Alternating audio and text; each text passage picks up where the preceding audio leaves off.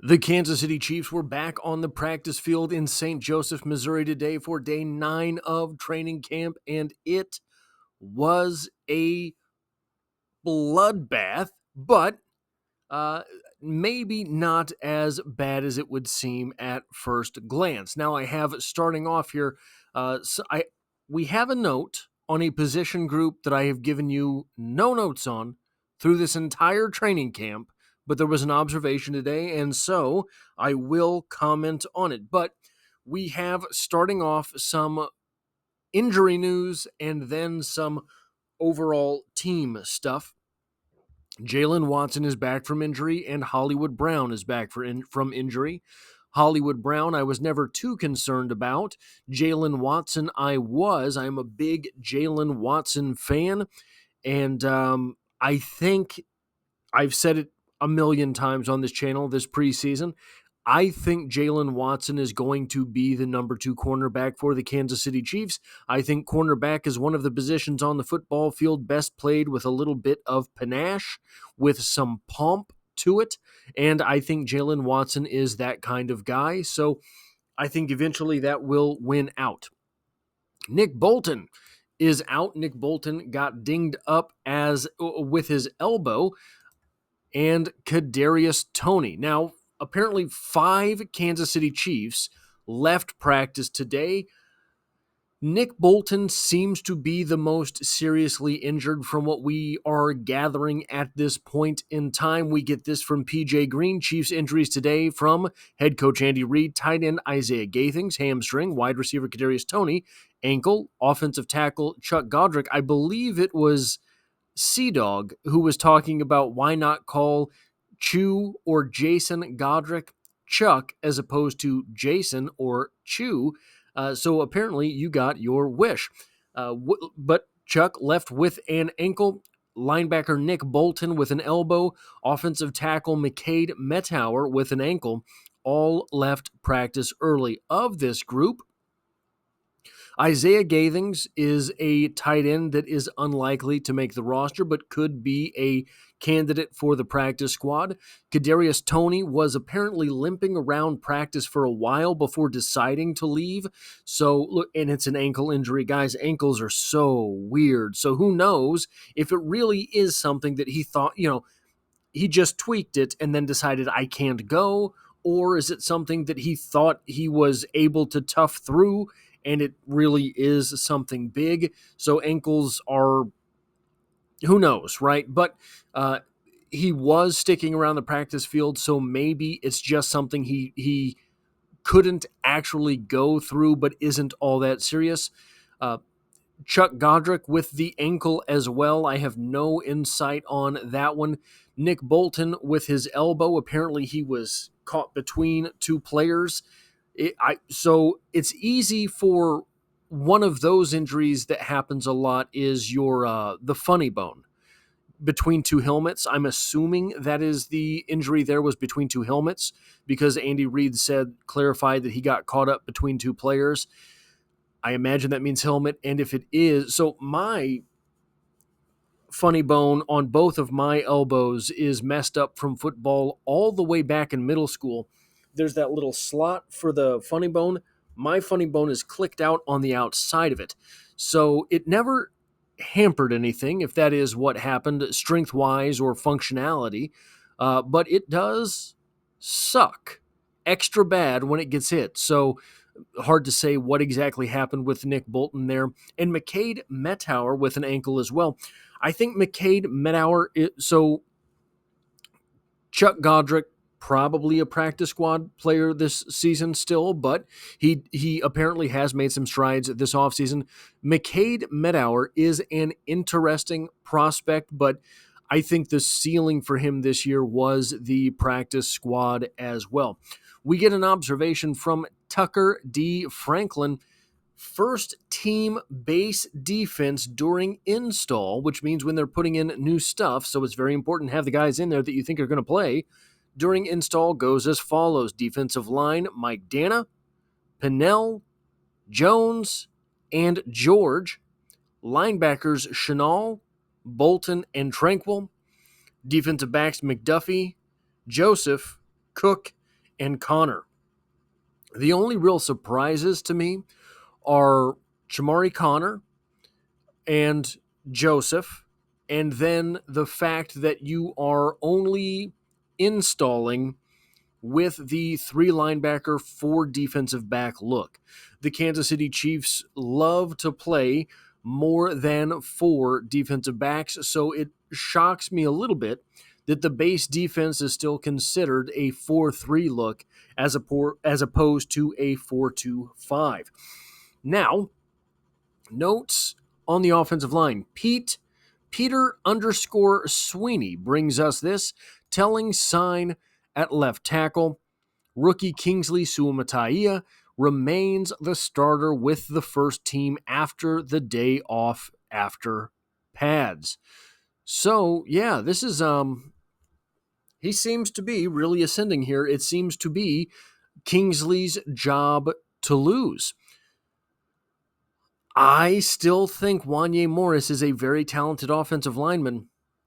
He did have some work to do after the 4 starts that we saw him get last season. I do think, and I have said this for a long time, and I could be completely wrong, so make fun of me if I am. I think the right tackle spot is ultimately going to be up for grabs as well.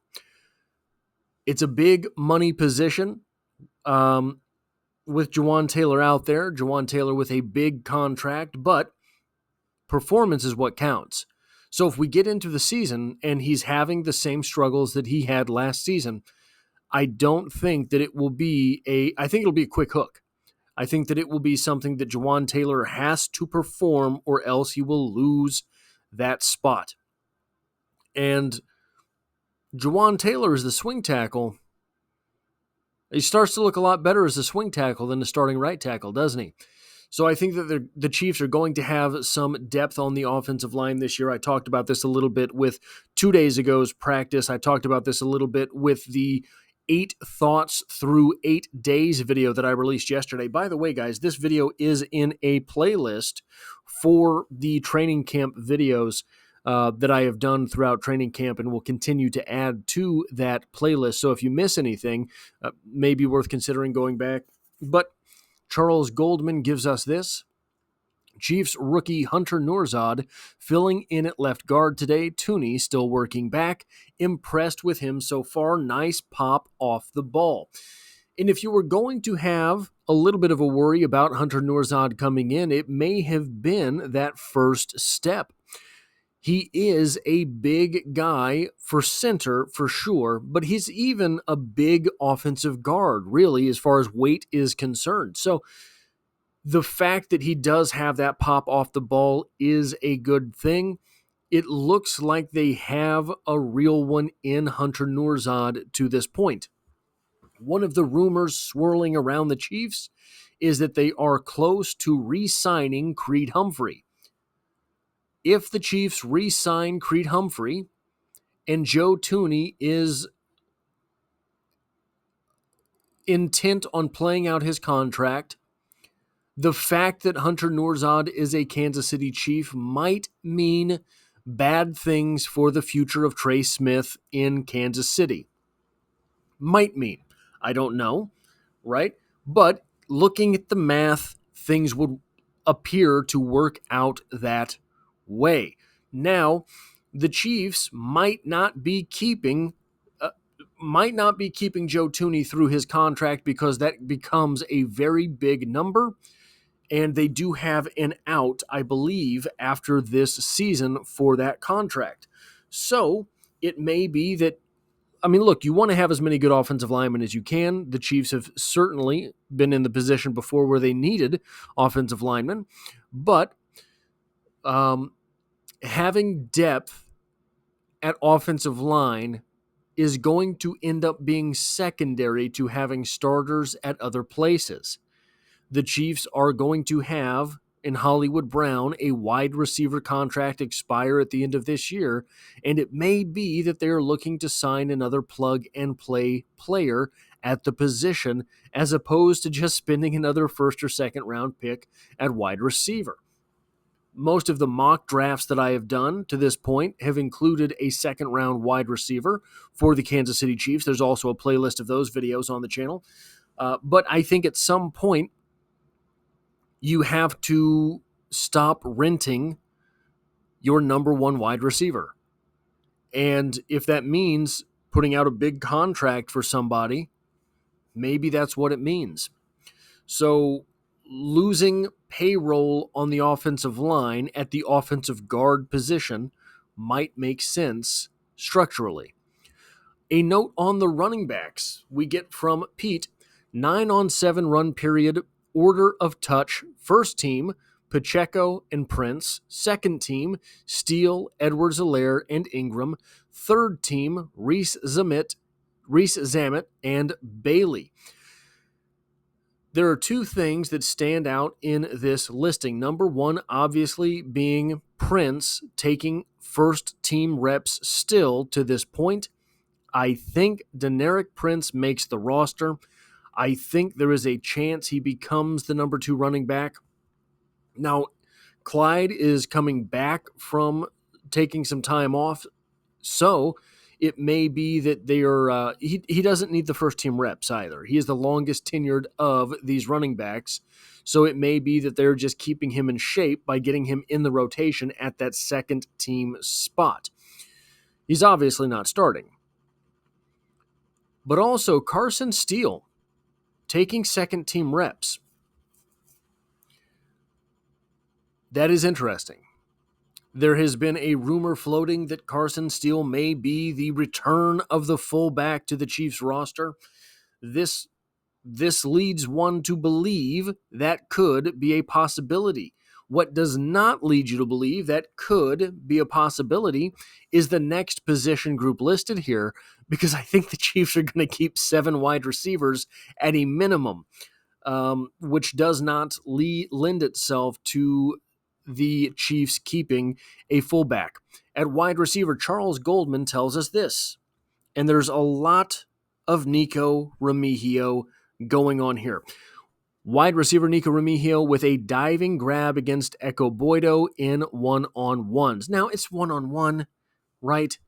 It's on a guy who was a practice squad player all last year, right? Doesn't mean a whole lot, right? Except he catches everything, and he dives for everything, and everything is coming up Nikko. Time after time after time, he just makes the catch. Charles Goldman also tells us, wide receiver Sky Moore with a strong grab across the middle against cornerback Trent McDuffie in one-on-ones.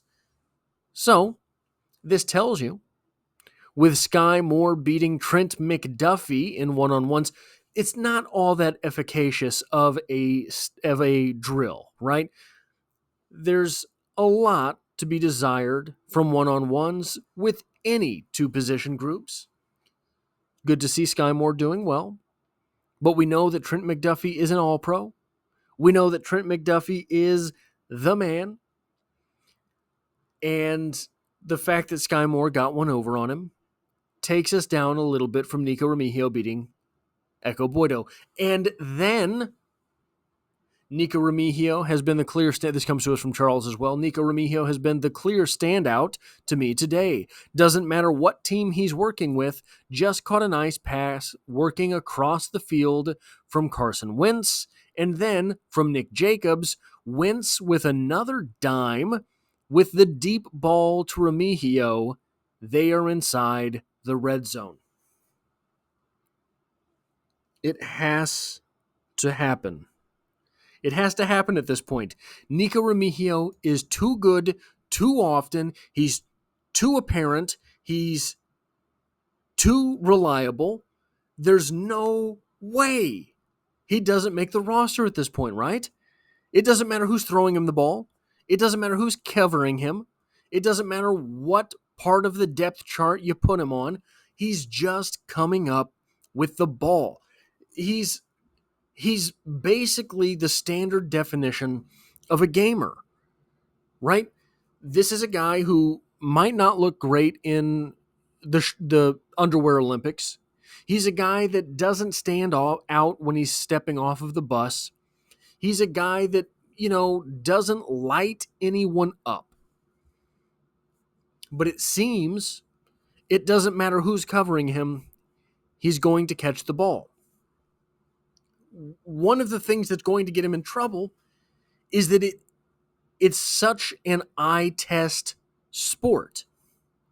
If I can see you getting 6 yards of separation from Echo Boydo, okay, he's got 6 yards of separation from Echo Boydo.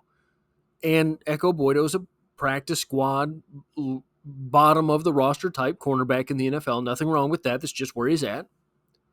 If you're getting 6 yards of separation on Trent McDuffie, you're an all-pro.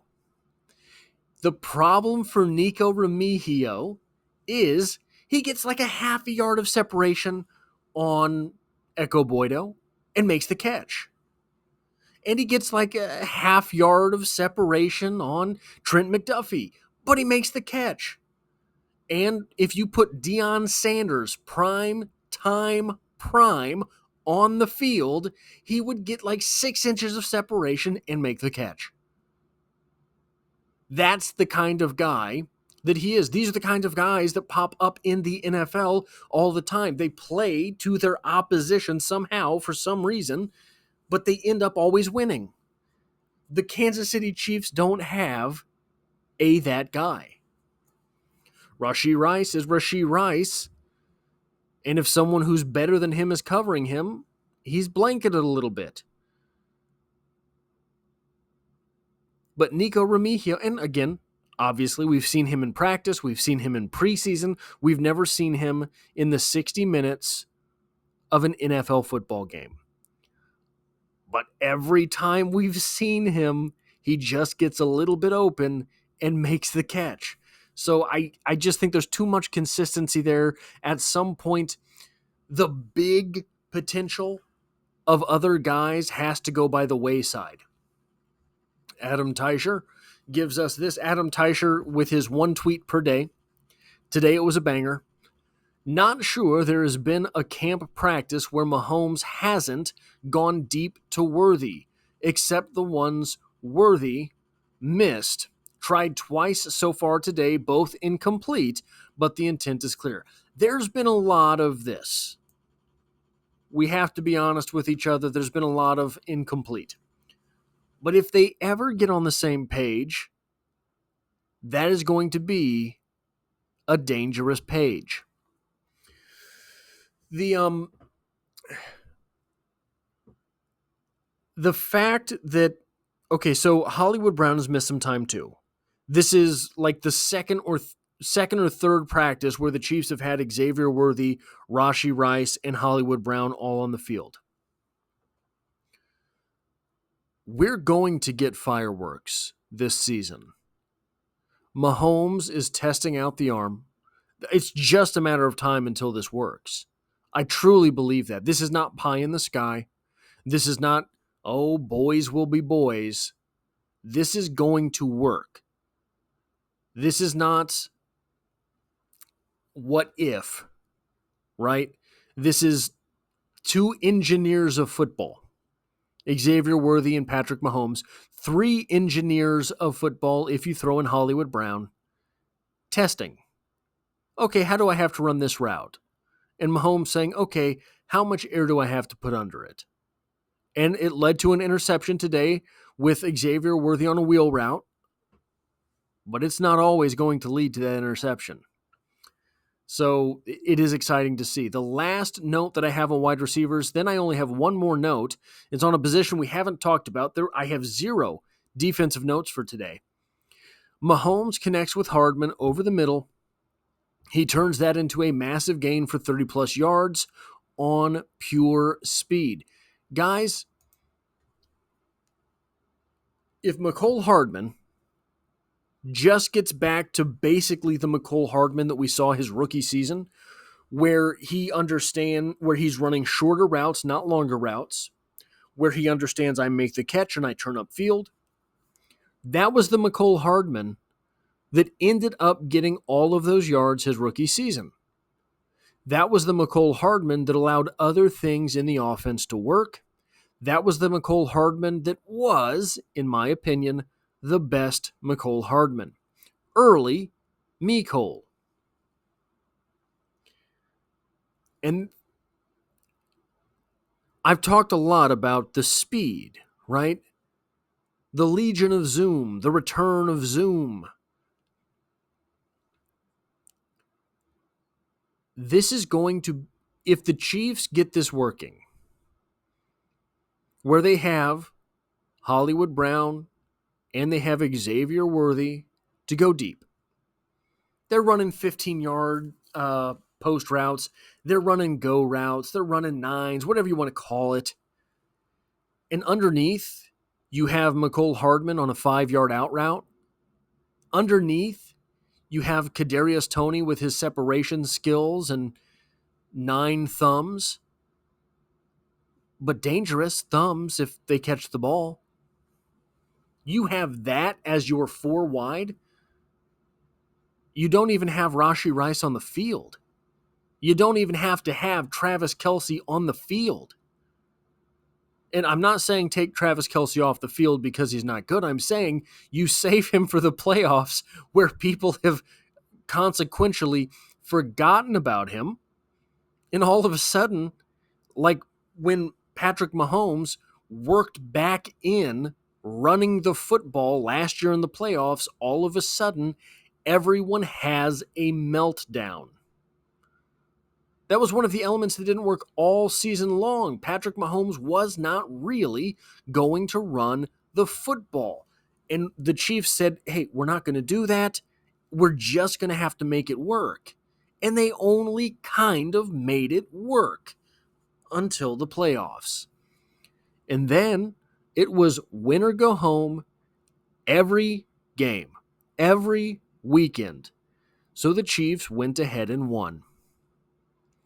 You take that and you multiply it by the power of Kelce, you make people forget about Travis Kelce because you've got a 4 wide and Isaiah Pacheco on the field most of the game.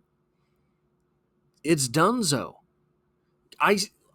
Yesterday's video, I ended that video, spoilers, with the idea that the three-peat is realistic. Some of us think, yeah, duh. But others think, no one's ever done it before. Why would the Chiefs be able to do it? It's almost impossible. But guys, the Chiefs this season have a better team than either of the teams that just won the Super Bowl. The Chiefs this season, if things end up going as they could, and we even get a little bit of luck with Kadarius Toney remembering how to catch the football, with McCole Hardman just doing the stuff he's supposed to do, with Xavier Worthy staying healthy, with Hollywood Brown staying healthy, you get those things to work out, and the Chiefs can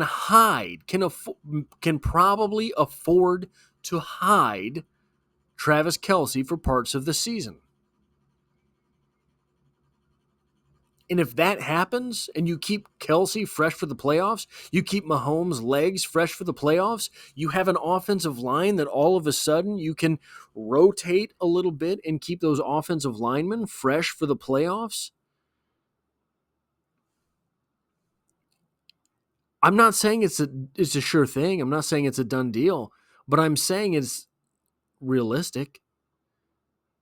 If you can make a case for either of the previous seasons, Chiefs teams being a better team than this year, I'll listen. I will. Yeah, L'Jarius Sneed.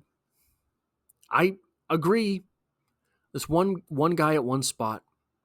The Chiefs this offseason got much better at many spots. Willie Gay. Man, I'm going to miss Willie. I'm not sure that Leo Chanel isn't better than Willie Gay. I'm not sure that if we see Leo Chanel for 1,100 snaps as opposed to 400 plus Willie Gay's 600, I'm not sure the defense won't be better. You've got guys like Drew Tranquill who are in their second season in the system. You've got an exciting backup tight end. Your third string tight end could probably start on a couple teams. Your wide receivers are fast. Isaiah Pacheco, people are commenting. I saw 3 different people comment today that he looks quicker than he's looked in his career. And that's been the one thing that's really sort of been a hamper on Isaiah Pacheco, is he just wants to get the ball and run at somebody. He wants to punish a defender. If he gets over that a little bit, puts a little wiggle in his game, who's to say he can't break off a 30-yarder every once in a while?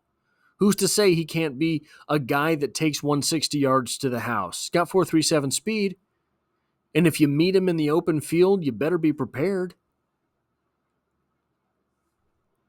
I think this is the best team the Chiefs have had in quite some time. Now, the football doesn't always bounce the right way.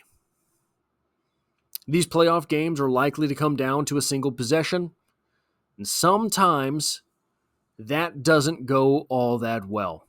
Sometimes you're just pinned deep. Sometimes it's the third phase of the game, the special teams. Which leads me into the last note that I have here, coming to us from Pete on the punter. Matt Araiza is going to flip the field this year when necessary. Who? Yeah. Look up his highlights. He is a punter with legitimate highlights. Guys, they nicknamed him Punt God for a reason. If the guy uncorks one, it is wild, wild stuff.